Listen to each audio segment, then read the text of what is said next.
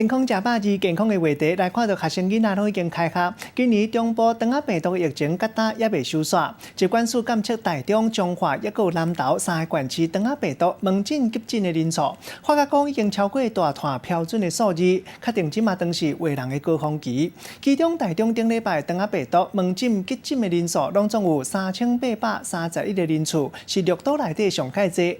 统计到新历初九，台中市幼稚园拢总有36班停课。若带囡仔中心有8班停课。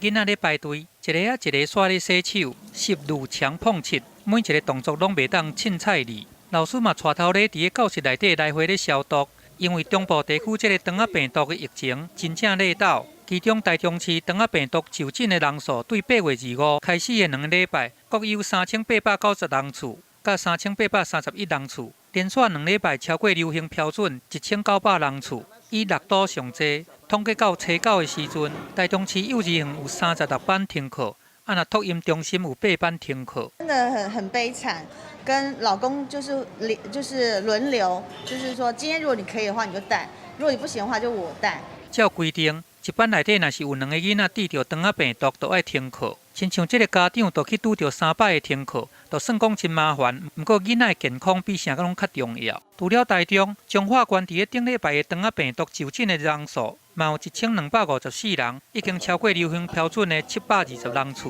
有4班幼儿园停课。今年2例重症嘛拢健康出院啊，也若南投县嘛是连续2个礼拜拢超过标准值的260人次。台中市从1月1号到这个上个礼拜9月9号为止呢，总共累计有6例的肠病毒重症的小朋友。那这6位小朋友目前呢都已经康复。